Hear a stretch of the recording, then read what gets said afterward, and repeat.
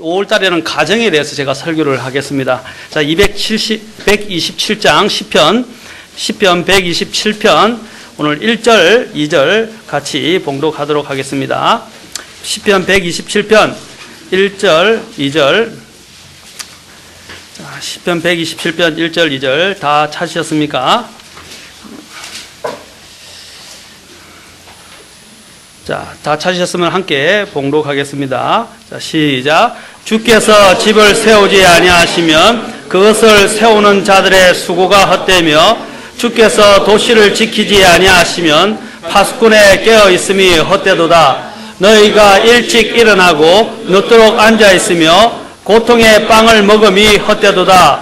이처럼 그분께서 자신이 사랑하는 자에게 잠을 주시는도다. 아멘. 하나님, 오늘 이 시간 함께 해주시옵소서. 주님의 인도하심을 간절히 구합니다. 저희 허물을 감추시고 주님의 능력과 권능만이 나타나시고 성령께서 우리의 마음 가운데 역사하셔서 하나님의 말씀이 맺히고 또한 열매를 맺을 수 있도록 역사해 주시옵소서.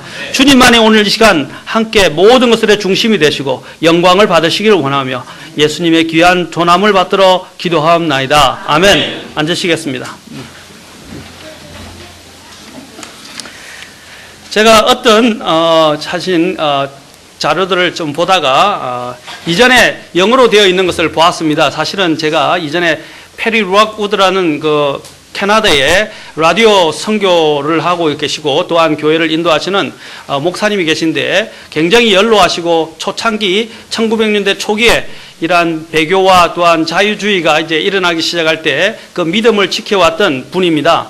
제가 개인적으로도 알고 있고 또 친분을 갖고 있는 페리 록우드 목사님이 계신데 그 목사님의 그 아티클, 그 글 중에서 또한 게재되어 있는 여러 가지 편집해서 넣어진 게재 중에 이러한 시가 있었습니다. 그 시가 요즘은 여러 가지 방편으로 이렇게 또 이렇게 편역되고 편역 이렇게 여러 가지 자신이 임의대로 이렇게 번역을 해서 이렇게 나온 글귀들이 시가 있습니다. 그 시들이 오늘날 보니까 여러 종류로 번역이 되어 있더라고요. 이제 그 시 중에 하나가 이겁니다. TV는 나의 목자시니라는 것입니다. 자, 여기 보면 여러 가지 번역본들이 있는데 이걸 좀 몇 가지를 제가 잠깐만 보여드리겠습니다. 또 그 옆에 이렇게 써놓기도 했습니다. TV 해놓고 그 TV 옆에 갈로 해놓고 그 다음에 인터넷 또는 핸드폰 이렇게 해놓기도 했더라고요. 그래서 어쨌든 TV가 이것을 대변하니까 이렇게 해놓겠습니다. 사랑하는 나의 TV에게 당신은 나의 목자시니 내게는 어느 것 하나 부족함이 없나이다. TV는 나를 긴 소파에 누이시고 안식의 세계로 이끌어 가시며 TV는 내 영혼을 소생시키시고 아무 근심도 없는 나라로 들이십니다. 내가 피곤함의 골짜기 의미 없는 일상을 걸을지라도 조금도 불평하지 아니하나니 당신이 항상 나를 반갑게 맞이하기 때문이며 당신은 언제나 내게 패스트푸드 식탁을 차려주시고는 당신과 더 오랜 시간을 누리게 하십니다. 당신이 내 눈에 즐거움의 기름을 한없이 부으시니 내 입이 기쁨으로 차고 넘치며 나 또한 당신을 기꺼이 따라오니 당신은 우리 집 거실과 내 마음속에 그리고 내 눈 속에 영원토록 머무르실 것이다. 시편 23편을 여기서 우화적으로 이렇게 비유를 해서 대입을 시켜서 지금 이렇게 TV 10편, TV 23편이라는 이런 제목으로 나왔습니다. 또 어떤 분은 이렇게 번역을 하기도 했습니다. 또 TV는 나의 목자시니 내가 부족함이 없으리로다. 그가 나를 소파에 누이시고 성경 밖으로 인도하시는도다. 내 혼을 파괴시키시고 광고주를 위하여 성과 폭력의 길로 인도하시는도다. 내가 사망의 음침한 골짜기로 다닐지라도 죄악을 즐기는 것은 이 피와 성 때문이라. 그것들이 나를 흥분시키나이다. 당신께서 우리 자녀들 앞에서 내게 엄청난 광고들을 보여주시고 인본주의로 내 머리에 기름을 부으셨으니라고 이렇게 번역을 했습니다.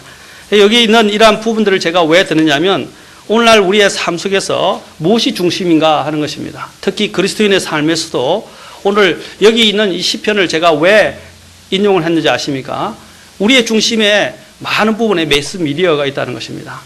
매스미디어가 와서 사실은 우리의 영혼을 파괴하는 줄도 모르고 우리가 죽어간다는 것입니다.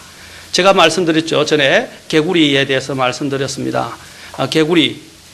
자, 개구리를 쉽게 죽일 수 있는 한 과학자가 실제로 실험을 해봤는데, 개구리를 미지근한 물에 담갔다가 개구리를 죽이는 가장 단순한 방법은 물을 천천히 데우기 시작하면 개구리는 자신이 그 온도에 맞춰서 서서히 적응되다가 자신이 완전히 삶아서 죽어가는 줄도 알지 못하고 가다가 나중에는 죽는다는 것입니다.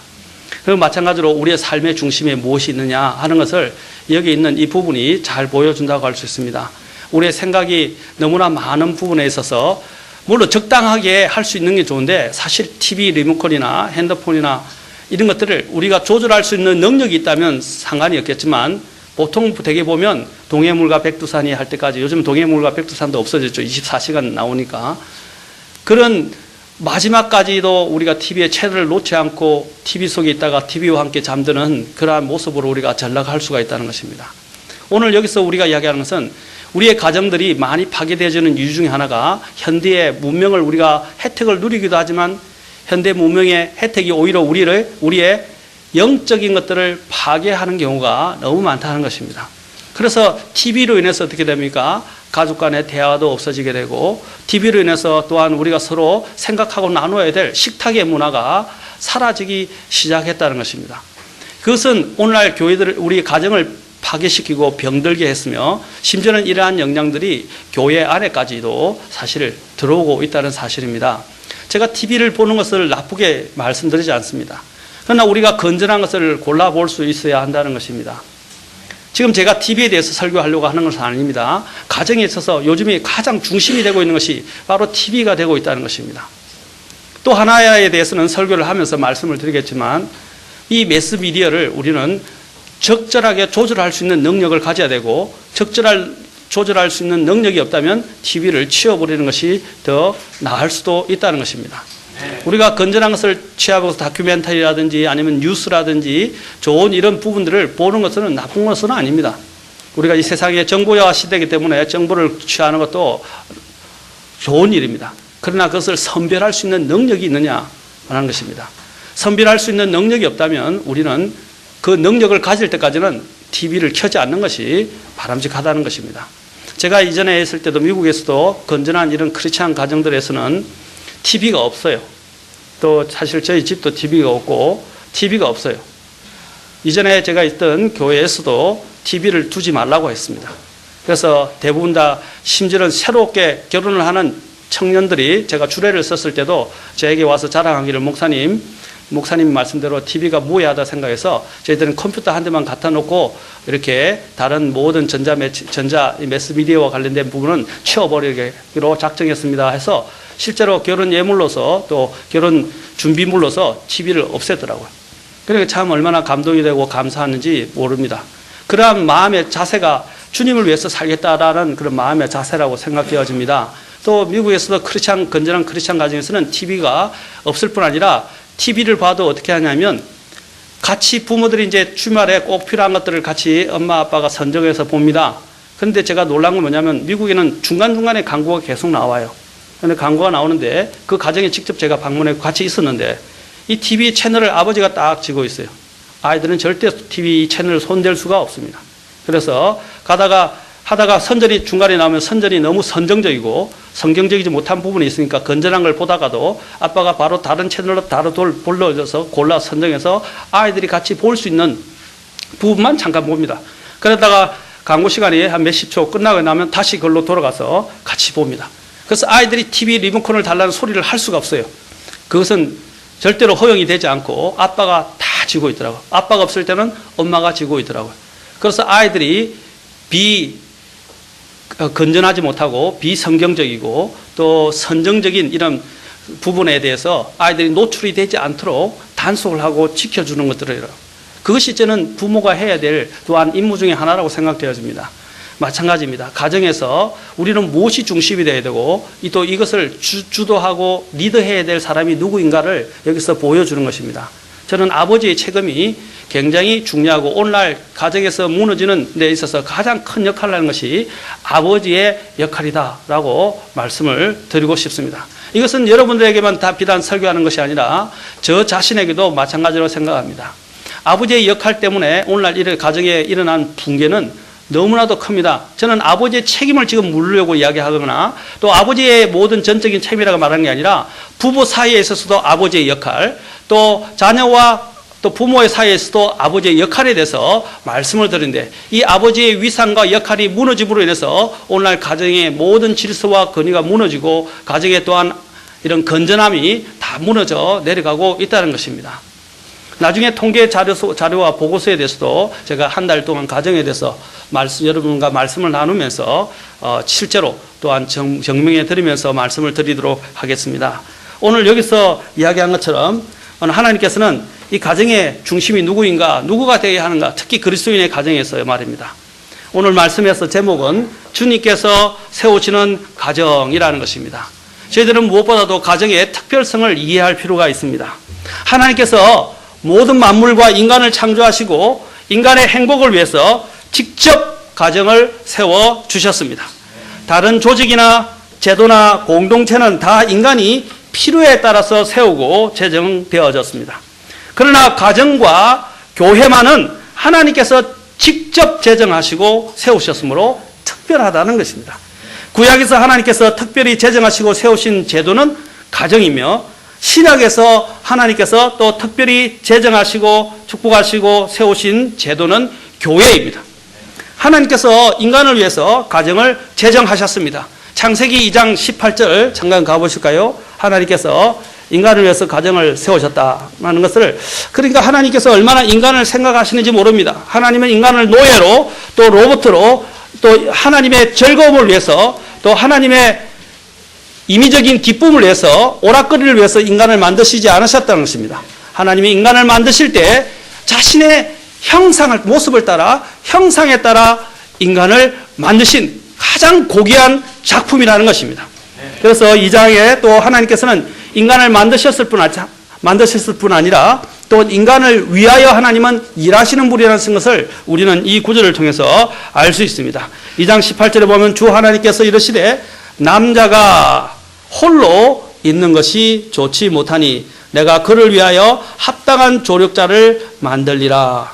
남자가 홀로 있는 것이 좋지 못하니, 이것이 하나님이 인간을 보실 때 느끼시고, 그래서 하나님께서 배필, 돕는 배필인 여자를 또한 어떻게 해서 만드셔서 그에게 데려오셨다는 사실입니다.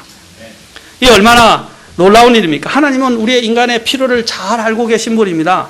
가장 인간의 행복에 필요해서 하나님이 있으면 좋겠지만, 하나님이 모든 것의 전부가 되실 수 있지만, 그러나 또한 인간으로서 인격적인 존재로서 하나님이 그에게는 그런 동일한 인격의 존재가 필요하다는 걸 아셔서 여자를 만들어 주셨다는 사실입니다. 아멘.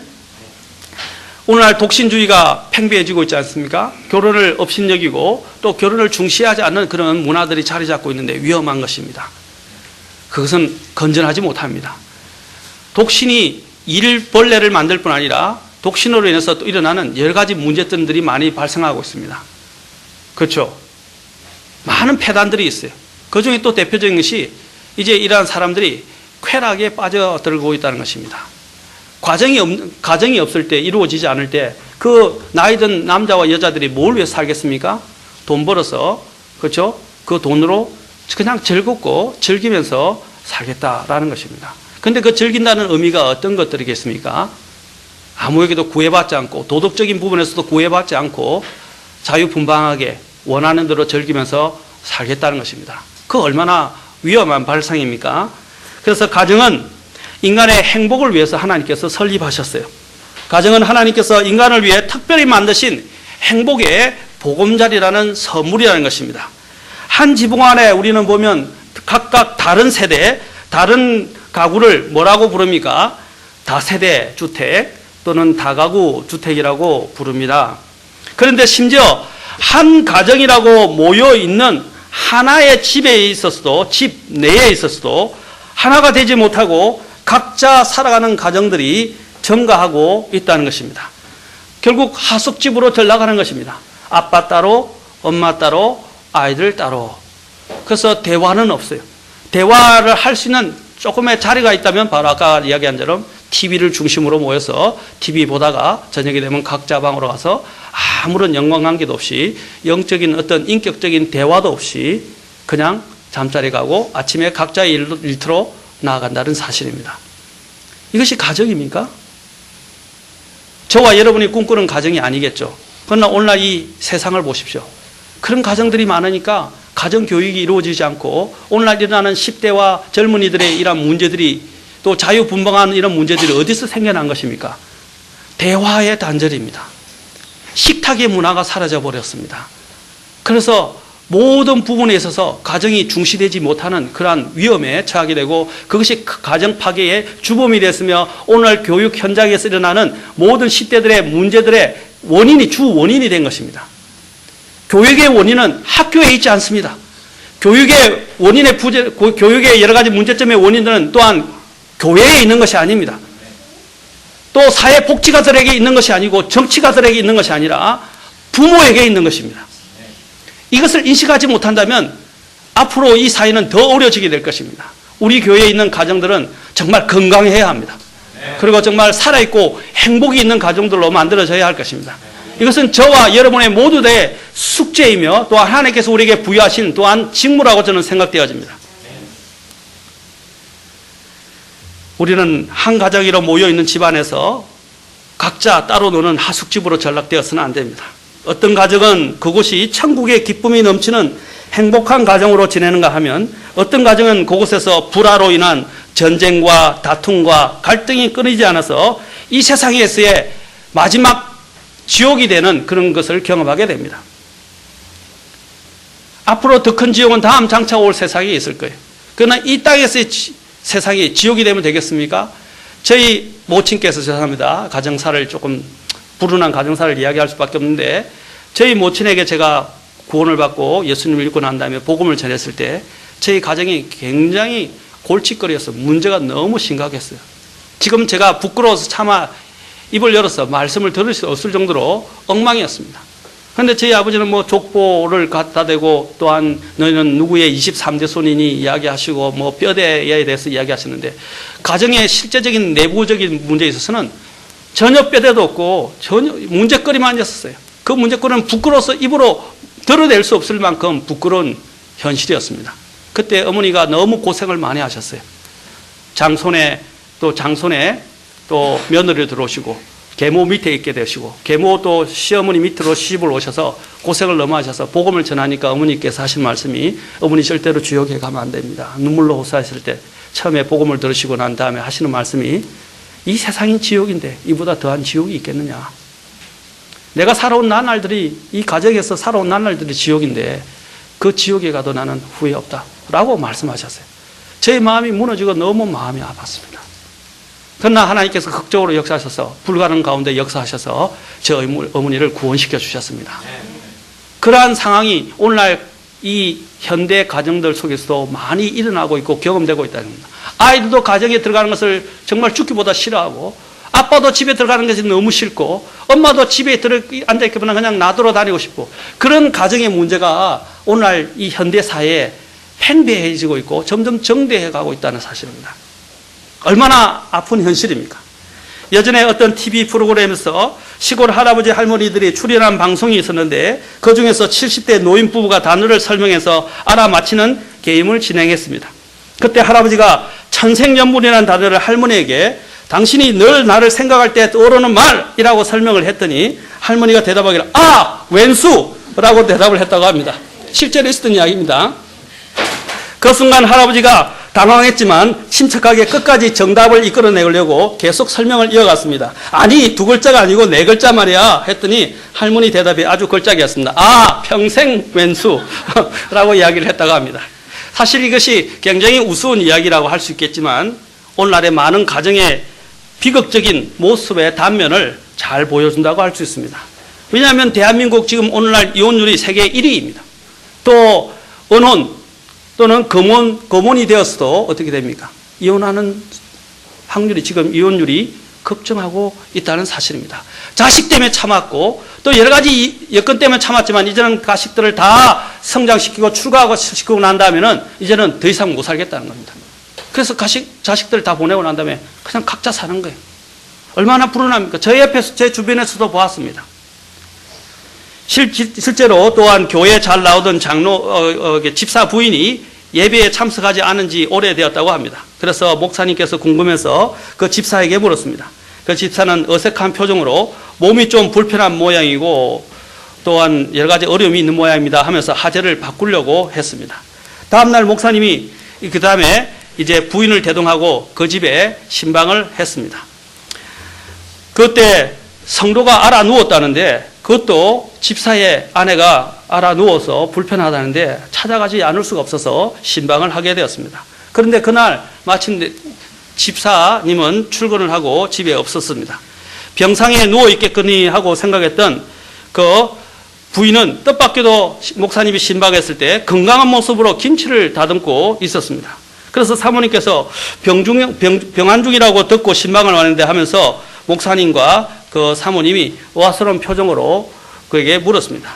병은 무슨 병입니까? 그러자 그분께서 이야기하기를 아무 병도 아닙니다. 우리 집사 양반이 거짓말을 했군요. 뭔가 단단히 화가 난 표정으로 말을 했습니다. 그러면 아프지도 않는데 왜 교회에 안 나오셨나요? 하고 물었습니다.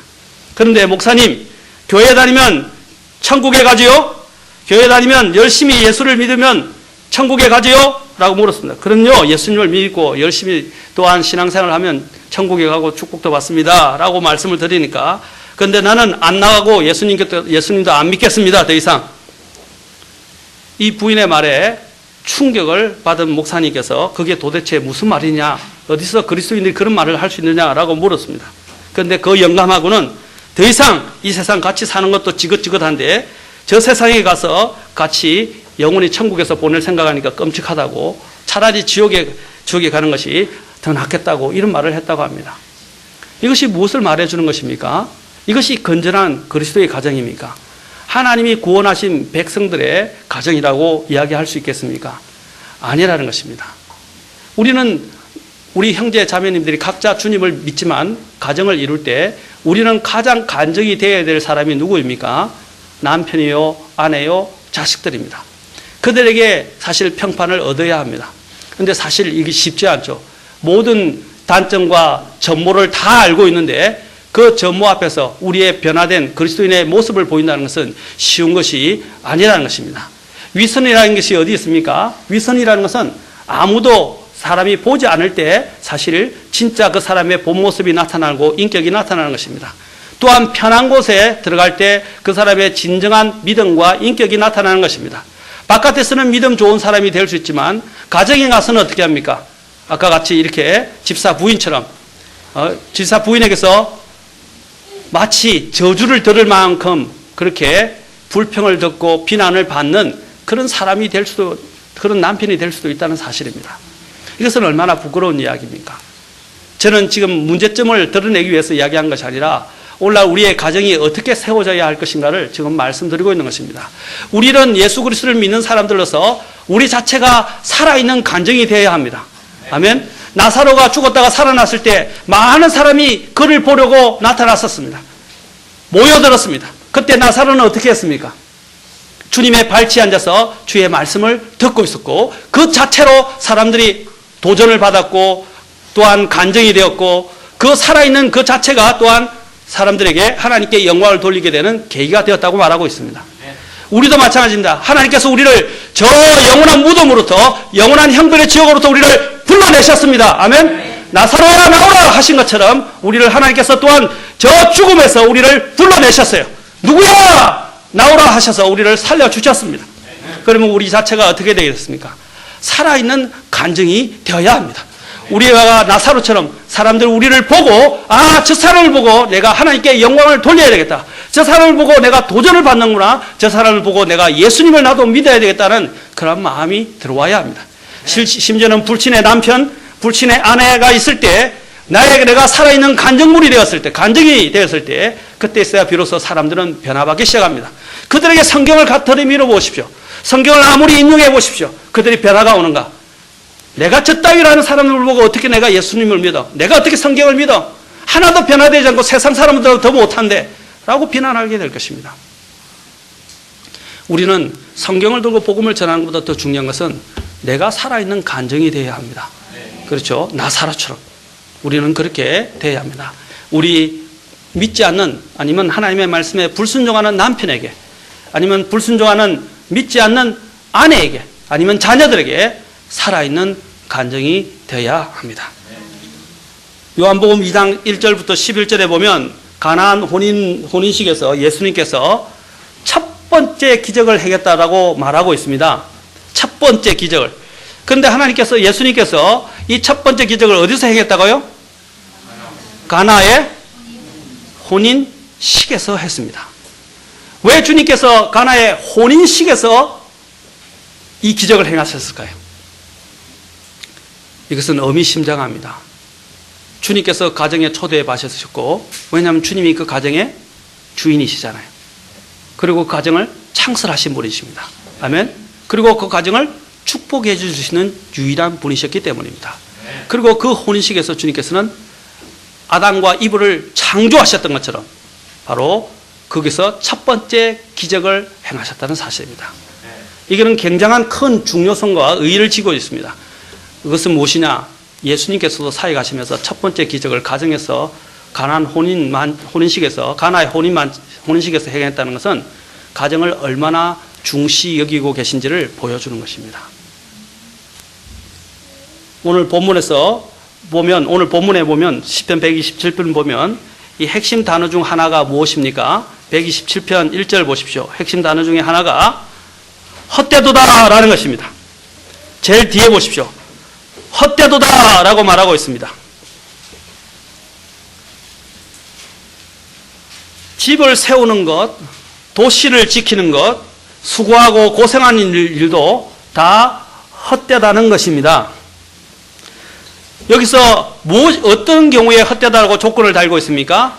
주 하나님이 하지 아니하시면 이라고 되어 있습니다. 집을 세우지 아니하시면, 또한 도시를 지키지 아니하시면 이라고 말씀하고 있습니다. 그리고 또한 2절에 보면 일찍 일어나고 늦도록 앉아있으며 고통의 빵을 먹는 것도 다 헛되도다. 1절과 2절에서 줄기차게 계속해서 헛되다고 말합니다.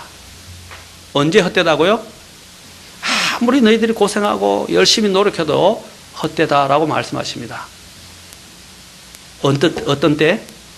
주님께서 함께하지 아니하시면, 주님께서, 주 하나님께서 하시지 아니하시면 이란 전제가 붙어 있어요. 이 헛되도다라는 표현은 전도서의 일관된 메시지입니다. 여러분 전도서를 잘 알고 계시죠? 전도서는 누가 지었습니까? 솔로몬 왕이 지은 것입니다.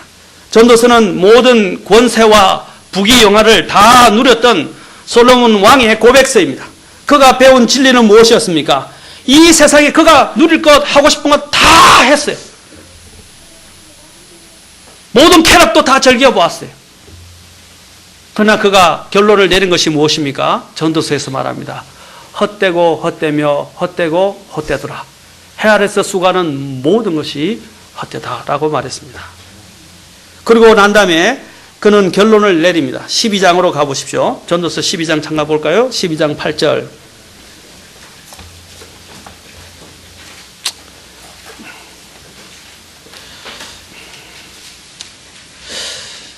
저도 부족해서 이 설교를 하면서 참 부끄럽습니다.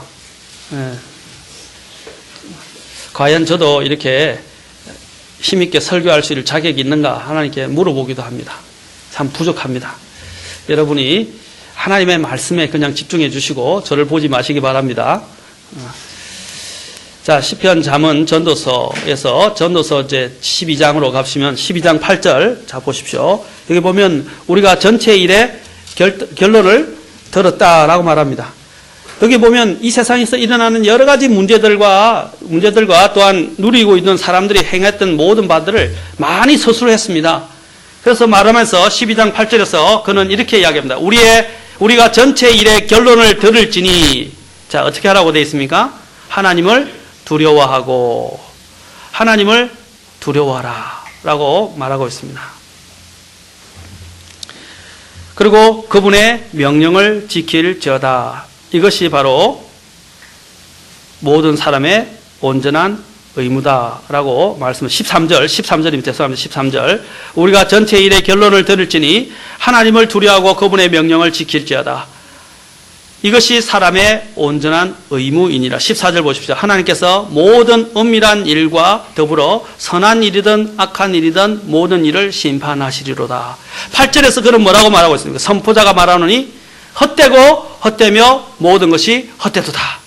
그는 서두에도 11장, 전도서 1장에서도 이것을 강조하고 있고 마지막에서도 그는 또한 그렇게 결론을 내립니다. 모든 것이 헛되다. 그런데 인간이 해야 할 것이 뭐라고요? 하나님을 두려워하고 그분의 명령을 지키는 것. 14절을 잘 보십시오. 왜 그렇게 해야 하느냐? 14절. 하나님께서 모든 은밀한 일과 더불어 선한 일이든 악한 일이든 모든 일을 심판하시리라 라고 말하고 있습니다. 지금은 하나님께서 은혜의 하나님입니다. 아멘? 우리에게 생명을 주시고자 기다리고 계십니다. 팔을 벌려서 모든 죄인들이 회개하고 그분의 은혜를 입고 그분께 나와서 생명을 얻으라고 말씀하시고 영원한 형벌에서 죄의 용서를 받으라고 말씀하고 계십니다. 그러나 그 은혜의 시간이 문이 닫히게 될 때가 오게 될 것이고 그 문이 닫히고 나면 더 이상 기회는 없어지게 될 것입니다. 그때 이후로는 예수님께서 바로 하나님의 재판장이 되셔서 이제 온 이 세상을 심판하실 것입니다. 선한 일이든 악한 일이든 심판하시게 될 것이라는 사실입니다. 자, 오늘 다시 시편 127편으로 들어가서 우리가 여기서 볼 수 있는 것은 무엇입니까? 시편 127편 1절에서 우리는 하나님께서 지켜주셔야 된다는 사실입니다. 가정도 하나님께서 지켜주셔야 된다는 것입니다. 여기 있는 솔로몬은 예루살렘 성전을 7년 동안 또 자신의 왕궁을 짓는데 궁전을 짓는데 13년 해서 도합 20년을 건축한 왕이었습니다. 세우고 지키고 무엇인가를 이루기 위해서 그는 최선을 다해왔고 어느 누구도 그를 따라갈 수가 없는 부귀영화를 누렸던 사람입니다. 그리고 세력을 가지고 있었습니다. 그가 오늘 여기 본문에서 주께서 세워주지 아니하시고 지켜주지 아니하면 사람의 수고가 다 헛된 것이라고 그는 전도서에서 또한 이야기하고 있습니다. 솔로몬 왕만큼 큰 왕, 위대한 왕, 부귀영화를 누린 왕이 이 세상에 없었다고 말합니다. 우리 주변에서 예상하지 못한 불행들이 갑자기 임함을 우리는 보게 됩니다. 그런데 내 가정에도 그러한 불행한 일들이 일어나지 말라는 법이 있습니까? 태어나는 데는 순서가 있지만 죽는 데는 순서가 없습니다. 불행은 예고 없이 누구에게든지 닥쳐올 수 있습니다. 죽음 또한 마찬가지입니다. 그러나 오늘 사는 우리 그리스도인들은 하루하루를 정신을 차리고 예배하면서 살지 않는다면 어느 순간에 우리는 어느 죄악으로 또 어떤 시험거리에 빠져들지 알 수 없다는 것입니다. 그래서 주님께서는 정신을 차리고 깨어있어라 라고 말씀하신 것입니다. 이런 불행한 일들은 믿음이 좋다고 해서 결코 피해가지는 않습니다. 모든 사람에게 죽는 것은 정해진 것입니다. 남의 일로만 여겨졌던 교통사고나 질병으로 인하나 또 심장 쇼크나 예상하지 못한 재해가 발생하는 일들은 우리 가정에도 일어날 수 있다는 것을 우리는 기억해야 할 것입니다. 이것이 현실입니다. 그런데 우리는 어떻게 살아가냐? 마치 내가 이 세상에서 영원히 살 것이라고 착각하면서 살아간다는 것입니다. 여러분, 우리는 영원히 살지 못합니다. 언젠가는 이 세상을 떠나야 합니다. 죽음은 예고 없이 우리에게 찾아올 것입니다. 우리 하나님의 성도들은 말씀대로 죄를 범하지 아니하고 하면 징벌이 없을 것이라고 생각하지만 그렇지는 않습니다. 죄에 있는 이 세상에 살아갈 동안에는 언제 어떻게 우리에게 이런 하나님의 징계가 있게 될지 아니면 하나님의 또한 이런 고난이 닥치게 될지 우리는 예상할 수가 없다는 것입니다. 좋은 집을 짓고 살아도 돈을 많이 번다 할지라도 나라가 아무리 선진국이 되고 흥한다 할지라도 다 헛된 것입니다. 일본을 보십시오. 오늘 여러분이 일본을 보면서 무엇을 생각하십니까? 일본이 가장 세계에서 지금 3위를 이제 달리고 있습니다. 이전엔 2위였죠. 중국이 올라서면서 3위를 달리고 있습니다. 그러나 일본에게 남은 것이 무엇입니까? 일본에게 남은 것은 지금 지진의 두려움밖에 없어요. 그리고 나라의 패망밖에 없고 하나님의 심판밖에 남아있지 않아요. 일본이 가장 선진국 중에서도 복음이 제대로 들어가지 않은 나라 중에 하나입니다. 그들이 돈이 많고 아무리 나라가 부강한들 무엇 하겠습니까? 복음을 듣지 않는데. 그 모든 것들은 심판의 날이 되면 다 헛수고가 될 것입니다. 하나님이 함께 하시지 않는, 하나님께서 세우시지 않는 모든 것이 무의로 돌아가게 될 것이고 헛될 뿌리가 되고 다 멸망의 앞잡이가 될 것입니다. 인생이 하나님을 경외하는 것을 잃고 영혼을 계산하지 않는 삶을 사는 것은 다 헛되다는 것입니다.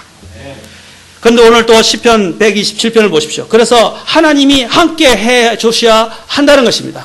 오늘 여러분의 가정 속에, 우리의 삶 속에 하나님께서 함께 하셔야 합니다. 하나님이 중심이 되어야 합니다. 아버지가 가정의 중심이긴 합니다. 하나님께서 아버지에게 모든 책임을 지우셨어요. 그리고 머리가 되게 해주셨어요. 그러나 아버지가 알아야 할 사실은 아버지 위에 또한 권위가 있다는 것입니다. 누구입니까? 하나님이십니다. 2절에 보면 또한 우리는 하나님이 지켜주시는 것과 함께 더불어 다른 세상 사람처럼 염려할 필요가 없다는 것입니다. 누가 함께하면? 하나님이 함께하시면 염려할 필요가 없습니다. 자, 12장 2절로, 127편 2절로 가보십시오. 아까 읽었던 127편 2절 시편. 여기 보면 너희가 일찍 일어나고 늦도록 앉아있으며 고난의 빵을 먹음이 헛되도다. 왜 우리가 이렇게 부지런히 일합니까? 왜 우리가 성공을 위해서 달려갑니까? 왜 우리가 더 많은 보수를 바라면서 또 일하게 됩니까? 그렇죠? 우리가 더 편안하고 행복한 생활을 누리기 위해서이지 않습니까? 그렇죠? 그런데 이것도 다 뭐라고 그랬어요? 헛되다라고 말씀하십니다. 저는 주님께서 이것을 완전히 전적으로 부정하신 것이라고 믿지 않습니다. 뭐냐면 이것을 누릴 수 있는 것들을 하나님께서 허락하신 것이지만 그러나 나중에 결론은 하나님이 없었을 때, 하나님이 함께 하셨을 때 그 모든 것들은 영혼으로 들어가게 될 때 무익하게 될 것이라는 것을 말씀하는 것입니다. 하나님이 함께 하셔야 합니다. 우리가 이러한 돈을 벌 때 가장 문제가 되는 건 뭡니까? 염려 아닙니까? 회사의 사장이 돼 보십시오. 사장이 편하지만 않습니다. 사장이 되면 어떻게 합니까? 여러 가지 기업의 이러한 물품을 파는 문제, 아니면 다른 기업과의 문제, 또 하청의 문제, 납품하는 문제, 수많은 또 사람들을 또한 바이어들을 상대해야 되는 문제, 얼마나 골칫거립니까? 순간순간마다 매 결정의 순간에 있고 진짜 지칩니다. 굉장히 힘든 거예요. 또 직장에서 또 상사가 되는 것도 마찬가지예요. 그만큼 책임이 많아진다는 것입니다. 가정에서도 아빠의 책임은 왜 무겁습니까? 결정을 해야 할 대수사들이 너무 많고 또 가정을 인도해야 되는 책임이 있다는, 어깨가 얼마나 무거워요. 저도 저희 아버지가 장남이셨고 저도 장남이었는데 저희 선친께서 장남이었을 때 저는 그냥 선친의 말만 들어도 제 어깨가 무거웠어요. 항상 어깨가 무거웠어요. 그래서 늘 생각할 때 저 자신보다도 저희 집안을 생각하게 됐고, 아버지가 어렵고 사업이 없다 그러면 용돈을 받아야 되는데 용돈도 달라고 말씀을 못 드렸어요. 그리고 어머니는 야, 이 바보야 라고 말씀하셨어요. 그건 받을 건 받아야지 라고 하시는데 저는 아버지가 사업이 어렵다고 그러니까 진짜 어려운 줄 알고 용돈을 달라고도 감히 못하고 용돈 주신다면 괜찮습니다, 괜찮습니다 라고 말씀을 드렸던 데가 있습니다. 이 장남으로서의 책임감을 가지게 되었던 것입니다. 그러나 그 모든 것들도 다 하나님이 얻게 될 때 그것은 다 헛되다는 것입니다. 왜냐하면 하나님이 지켜주시지 않으면 나의 모든 것은 순식간에 잃어버릴 수 있다는 사실입니다. 어떤 집은 보니까 실제로 밑에 이 집안이 약해져가지고 집안이 자꾸 무너져 내려서 어떻게 하냐면 집이 그 위에 있었는데 집이 홀라당 다 이렇게 맨홀에 빠져가지고 다 죽어버렸어요. 집을 멋있게 다 지어놨어요. 아주 멋있게 지어놨어요. 근데 어느 한순간 집안이 무너지면서 그 맨홀로 다 가라앉아버리고 다 목숨을 잃어버렸어요. 무슨 소용이 있습니까? 내가 열심히 돈을 벌어왔는데 어떤 분을 보니까 어느 날 암 선고를 받았어요. 고침받을 수 없는 혈액암이었습니다. 억장이 무너지지 않습니까? 그가 수고한 모든 것을 다 이제는 날려버릴 수밖에 없고 가져갈 수 없는 그런 위험에 처하게 되었습니다. 그 모든 건강과 그가 벌어들일 수 있는 그런 상황을 주시는 것은 누구입니까? 하나님이십니다. 그런데 그의 불행은 무엇입니까? 하나님을 몰랐다면 그는 거기서 그치지 않고 영혼을 잃어버린다는 사실을 우리는 기억해야 할 것입니다. 그래서 여기서 우리는 염려하지 말아야 합니다. 염려하는 것은, 잠도 자지 못하는 것은 불신앙임을 이야기합니다. 여기서 그가 아무리 수고해도 뭡니까? 항상 이 세상에는 염려거리들을 우리가 다가오게 됩니다. 그러나 오늘 본문을 잘 보십시오. 하나님께서는 사랑하시는 자에게 뭘 준다고 말씀하십니까? 잠을 주시네. 왜 갑자기 잠의 이야기가 나와요? 왜 갑자기 잠이 나올까요? 이것은 첫째는 염려가 없는 삶을 이야기하는 것입니다. 하나님이 우리가 오늘날 세상에 책임이 많게 되고 돈을 열심히 벌고 성공을 했지만 책임이 너무 무겁다 보니까 어떻게 해요? 이거 신경 쓰고 저거 신경 쓰고 막 해야 할 일이 분주하다 보니까 불면증이 시달리게 돼요. 잠을 잘 수가 없어요. 아빠들도 바깥에서 일이 너무 고되다 보니까 여러분 엄마들이 좀 이해를 하십시오. 물론 맞벌이 하는 우리 자매님들도 계시지만 특히 아빠들이 밖에서 일을 하게 될 때 자매님들이 이해해 주셔야 돼요. 특히 잔소리 많이 하지 마세요. 밖에서 시달리고 고달픔을 받아서 들어왔을 때 아내가 따뜻하게 맞아줘야 집에 머무르고 싶어지지, 아내가 잔소리를 하고 바가지를 긁기 시작하면 남편들 집에 들어오고 싶지 않습니다. 그래서 뭐 어떻게 합니까? 약속 만들고요, 술자리 만들고 또 다른 거 만들고, 그래서 어떻게 해서라도 집에 늦게 가고자 한다는 것입니다. 왜 그런 사태가 벌어집니까? 집이 편안하면 그냥 집에 들어옵니다. 근데 집에 들어와서 당신 내 오늘 얼마나 애들하고 전쟁을 벌이면서 고생한지 아세요? 하면서 방 좀 청소해 주세요, 이거 해주세요, 이렇게 하면요 남편들이 갈 데가 없어요. 남편들이 처음에 직장에서 쉬고 들어오면 어떻게 되겠어요? 좀 쉬게 해주세요. 앉아서 좀 씻고 소파에 앉아서 좀 쉬게 해주세요. 그 다음에 쉬고 난 다음에 조금 안정이 되는 것 같으면 여보 피곤하시죠? 하면서 어깨도 살 주물러주면서, 아니면 과일도 갖다 주면서 뭐라 하냐면 여보 이것이 필요한데 이것 좀 도와주면 안 되겠어요? 그러면 그래? 그럼 내가 도와줄게. 이렇게 되지 막 몰아세우면 어떻게 해요? 그 당시는 어쩔 수 없이 눈치껏 하게 되지만은 집에 들어오는 것이 가시방석이에요. 제가 좀 다른 이야기를 했지만 바로 우리 여기 책임이 무거운 우리 아빠들 위해서도 엄마들이 좀 더 참아주세요. 조금 참으면 더 좋은 걸 얻을 수 있는데 그걸 못 참아서 쏟아부어 보세요. 결국 그게 나한테 해가 되어서 돌아오는 것이다. 그렇지 않습니까? 우리의 목적은 뭡니까? 그 일을 이루게 하는 것이죠. 그런데 사람을 경로시켜서 오히려 더 그 일을 망쳐버리는 것이 아니지 않습니까? 제가 목회하면서 제가 크게 반성하는 것 중에 하나가 그겁니다. 옳은 건 옳은 것이었는데 옳은 것만 주장하다가 사람을 잃었어요. 이해하시겠습니까? 저도 진리를 굉장히 강하게 전하는 사람이지만 진리만을 이야기하다가 사랑이 너무 부족하다 보니까, 사랑이 없어서는 아닌데 그걸 사랑을 표현하는 방법이 너무 부족하다 보니까 사람을 많이 잃었어요. 그것이 제에게 있어서 가장 큰 아픔이었어요. 그래서 이 교회에 부임하면서 하나님께 다짐한 게 있었어요. 사람을 위해서 살아야 되겠다. 물론 진리도 지키지만 사람을 위해서 살아야 되겠다. 아멘? 네, 그것처럼 마찬가지입니다. 우리가 원래 남편을 잘해서 가정이 더 행복해지고 남편이 일할 수 있도록 만드는 분위기가 더 중요한 거 아닙니까? 그래서 아내가 원하는 것을 남편이 할 수 있도록 그렇죠, 유도하는 것이 목적 아닙니까? 근데 와서 바가지 긁고 막 잔소리하기 시작해 보십시오. 소기의 목적을 달성하지 못하고 가정은 더 어려워지게 됩니다. 아멘? 그게 지혜라는 겁니다. 지혜. 우리 가정은 이런 여러 가지 책임에서 벗어날 수 있는 것은 무엇입니까? 바로 하나님께서 함께 하시게 될 때 우리는 책임에서 벗어날 수 있고 무거운 짐을 내려놓을 수 있고 또한 깊은 잠에 들어갈 수 있다는 것입니다. 이 잠을 이루지 못하는 것은 사람에게 가장 치명적인 문제입니다. 그것은 고통스러운 일입니다. 그렇지 않습니까? 고문 중에도 어떤 고문이 있습니까? 잠을 재우지 않는 겁니다. 굉장히 큰 고문이에요. 다른 것보다도 사람을 미쳐버리게 만듭니다. 그런데 마찬가지입니다. 이런 여러 가지 일로 인해서 불면증이 시달리고 여러 가지 염려로 인해서 잠을 자지 못할 때 사람은 병들게 되고 그 사람은 점점점 아프게 되고 모든 사람과의 원만한 대인관계가 다 깨어져 버리게 됩니다. 그렇지 않습니까?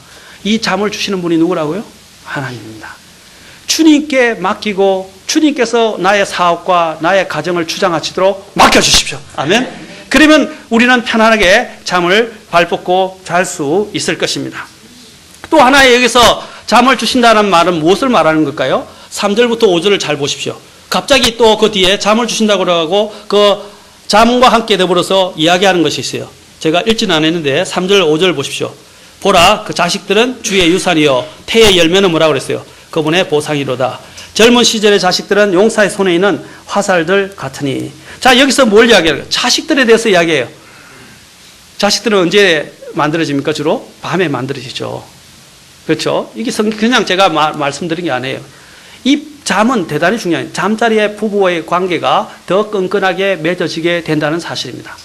그렇죠? 여기서 주님께서 잠을 이야기하신 목적은 염려에 대한 것도 있지만 또한 부부관계, 정상적이고 원만하고 아름다운 부부관계를 통하여 갖게 되는 자식의 생산에 대해서 말씀하시는 것입니다.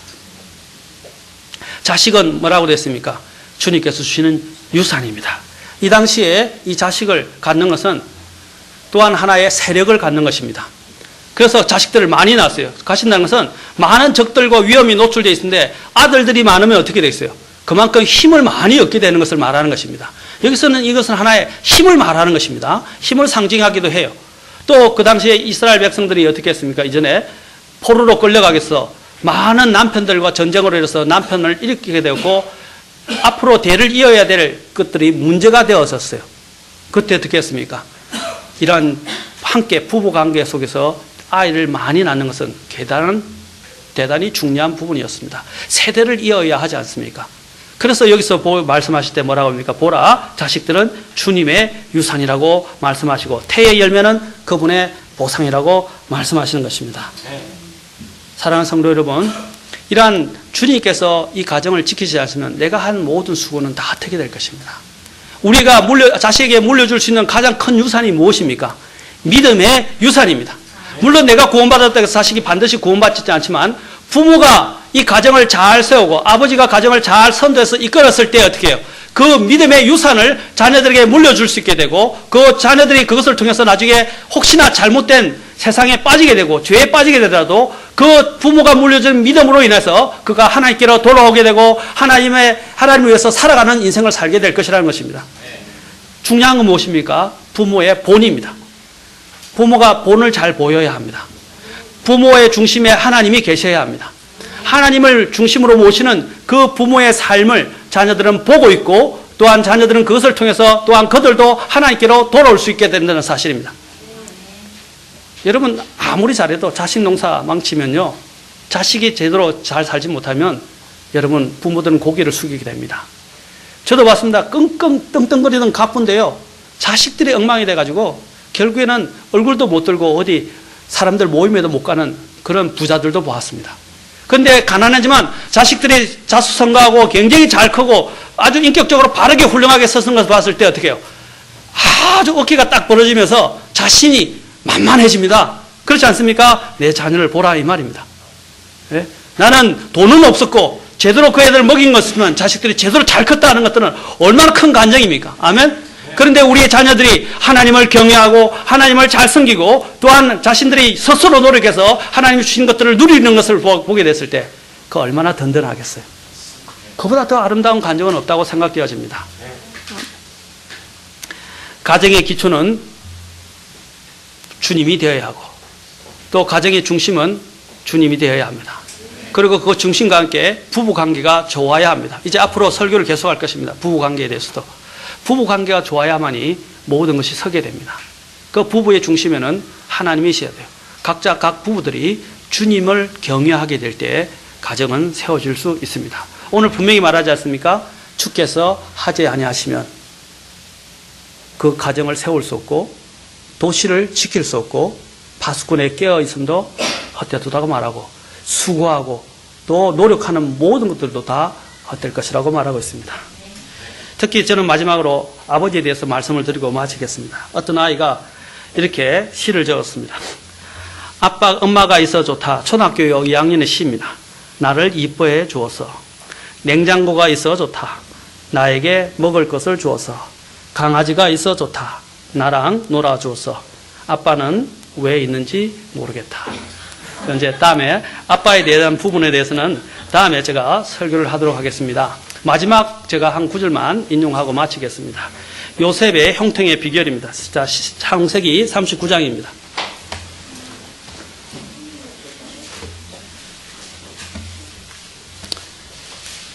저는 아빠들이 돈 벌어다 주는 기계로 전락하지 않았으면 좋겠습니다.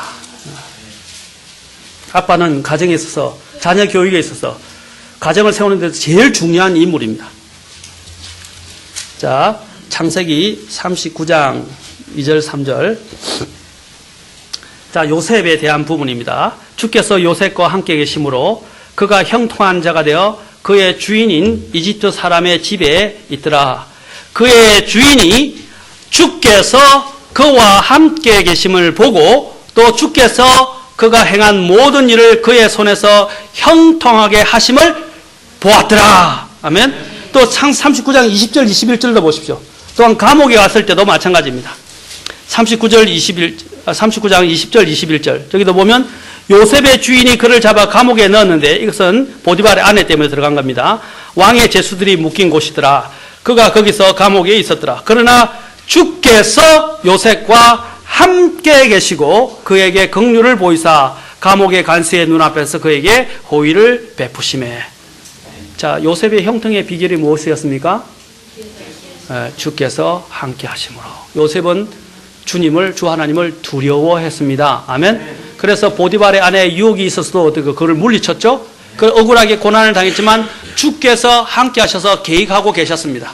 그래서 주께서 형통하게 하시는 것을 누가 봤어요? 보디발의 남편, 보디발이라는 그 많은 대장이 그것을 보게 되었죠. 그 다음에 그 감옥에서 간수가 그걸 보게 되었죠. 맞습니까? 심지어는 누구에게도 주목받게 되었습니까? 파라오에게도 주목을 받게 되어서 나중에 이집트를 다스리는 제2인자가 되었습니다. 무엇이 요셉을 이렇게 만들었습니까? 주께서 함께 하시는 것이었습니다. 그래서 주께서 함께 하신 걸 또 누가 보았다고 되어 있어요? 보디발이 보았고 간수가 보았고 파라오가 보았습니다. 사람들 하여금 우리 가정에 또 우리 안에 주께서 함께 하시는 것을 목도하게 하십시오. 이보다 더 강력한 간정은 없고 이보다 더 강력한 권능은 없다고 믿습니다. 다 같이 일어서시겠습니다. 기도하십시오.